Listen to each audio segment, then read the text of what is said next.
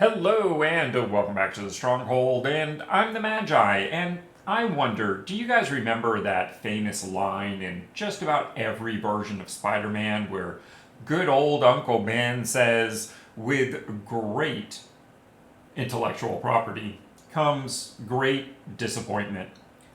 And, well, I know that's not really the line, but it is what he would have said if he'd seen this. Let's talk about the recent developments. But before we get into all that, take just a moment to like, comment, and subscribe, because that kind of thing really keeps this boat moving. Now, what were we talking about? Oh yeah, right. In the article released April 21st, Blake sets the scene by talking about Universes Beyond once again being legal in all formats on release, as well as the apparently frequent question that they get regarding Universes Beyond, whether they will be available on Magic the Gathering Arena and MtG Online, the arena precursor, if you would. He then goes on to say the answer to that question that they always want to give is yes. And then he shows us a huge but and explains that that isn't always the case, but fails to go into why. This, of course, is the basis for the Through the Omenpaths announcement, and if you'll forgive me for reading directly from the article, Through the Omenpath releases will be digital sets that are universes within versions of Universes Beyond sets that otherwise wouldn't be coming to digital Magic platforms. These digital cards will be mechanically identical to their Universes Beyond tabletop counterparts, but with unique creative treatments, different art, and different names. He goes on to explain that we will not be creating Through the Omenpaths sets mirroring every Universes Beyond set, only the ones that will not be coming to digital platforms. Again, no mention as to why they wouldn't be coming to digital platforms. This lets our formats remain mechanically at parity with one another digitally without having to create patchwork solutions here and there. We are also currently only planning to create Through the Omenpath releases for sets that are legal in all formats. And finally, towards the end of the article, we get some very specific and concrete clarification. For the remainder of 2025, 2 Universes Beyond sets will be coming to Arena and Magic Online, those being Final Fantasy and Avatar: The Last Airbender. One 2025 set, Magic the Gathering Spiderman, as well as future Marvel sets, will not be coming to digital Magic platforms.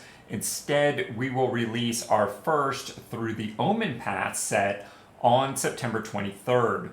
We'll have more information on that set as we get closer to release date.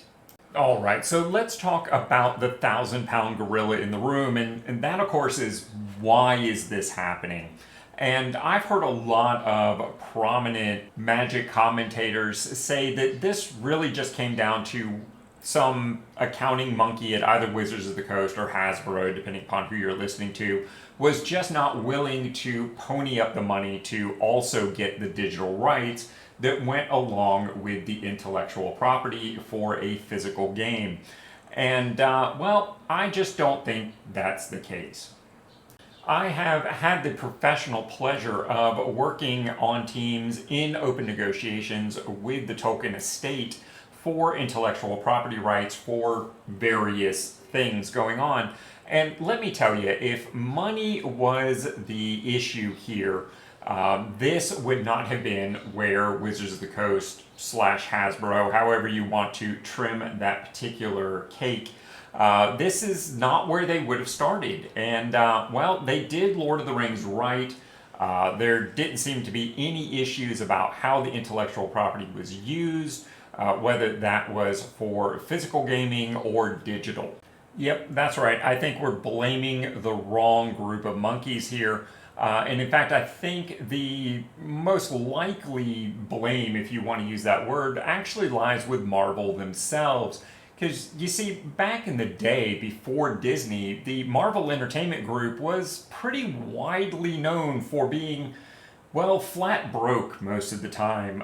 Most of their projects were not well funded, they didn't particularly do well, and although I don't have any personal involvement with any portion of that history, it's pretty widely known that Marvel's lawyers made some very short-sighted licensing agreements.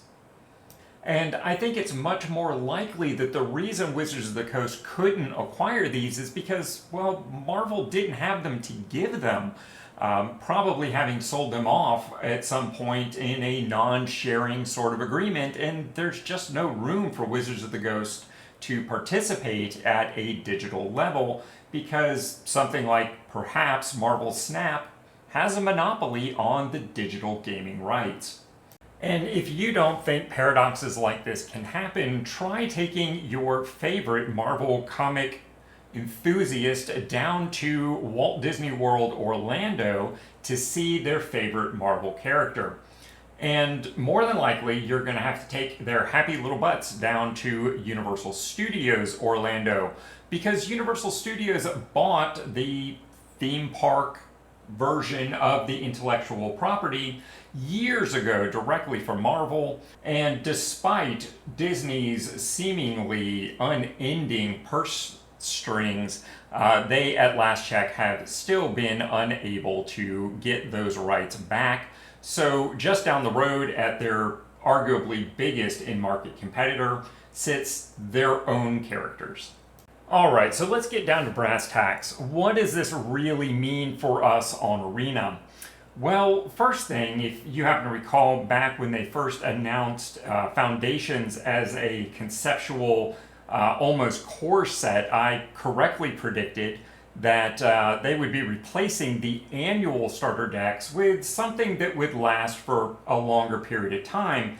And I thought that was a good thing because that was going to free up time for the Arena team to do other things. Because coming up with those starter decks is probably like 2 or 3 months worth of labor for a single person, and that's a lot of man hours freed up. But now it looks like they're going to be doing other things.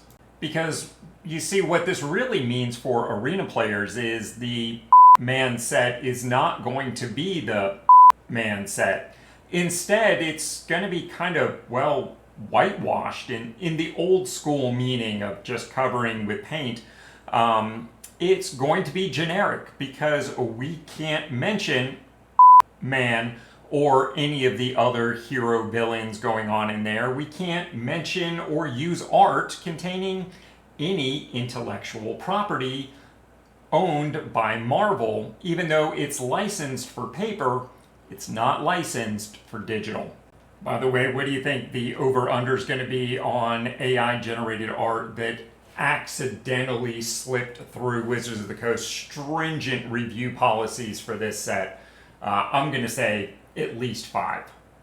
But to be fair, probably a lot of the replacement art for the man set will probably come from what I lovingly refer to as the art vault. You see, when Wizards of the Coast commissions an artist to do art for a card or Dungeons and Dragons or whatever the case may be, they have the option, of course, to buy the art or not based on the finished product. But if that art contains Wizards of the Coast characters, they're almost forced to buy the art, because if they refuse it, eventually they lose the option on the art and it reverts back to the artist, and then they could do whatever they wanted to with that art and its subsequent rights. And, well, Wizards of the Coast doesn't want their characters or artwork that they pursued to show up in cigarette ads for kids or adult entertainment in foreign markets. And I'm not saying any artist that works for Wizards of the Coast, even contractually, would consider doing something like that, but there's really nothing to stop them. The answer, of course, is Wizards of the Coast almost always buys the art, and if they end up not using it, they throw it in the vault for some future thing. And in fact, if you happen to be also a Dungeons and Dragons player like myself, a lot of times you'll see very similar arts from D&D and Magic the Gathering showing up in crossover things that are not officially crossover product, just because they are looking for ways to use art they already own. And, well, then we have this, and you know they're going to use as much art as they already own to fill these blanks because they already paid an artist for the Marvel versions of the art. So this means we're going to see all of our favorite Wizards of the Coast Magic the Gathering characters like Kellen probably show up in the art. And it's probably going to be a bit of a disjointed mess in doing so. Personally, I hope they make Loot a villain. I think that would just be kind of awesome. But wait, believe it or not, it gets worse.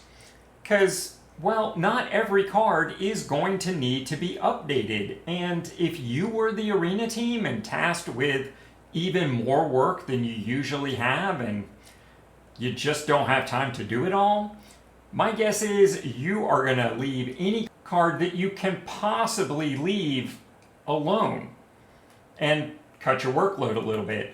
Like, take Grasping Tentacles here. Obviously, the name doesn't scream anything to do with Marvel intellectual property. I mean, sure, they have a PhD octopus out there that has mechanical tentacle arms, but they don't own the concept of a tentacle arm or mechanical arm.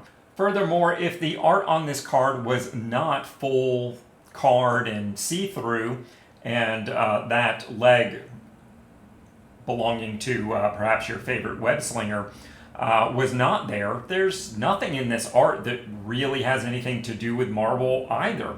So they could leave this card theoretically 100% as is, which means that we're going to have maybe a third of the set that has weird disjointed artwork with New York skyscrapers and real life things like this police car mixed in with old art for Magic the Gathering and Dungeons and Dragons cards that were commissioned for past sets, and of course the before mentioned potential AI catastrophes that might show up here and there.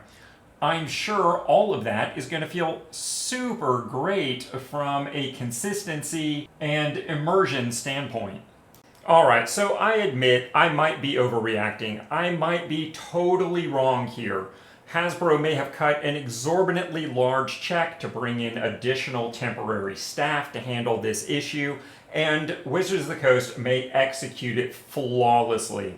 But at the end of the day, that still means we're not getting the original intended product.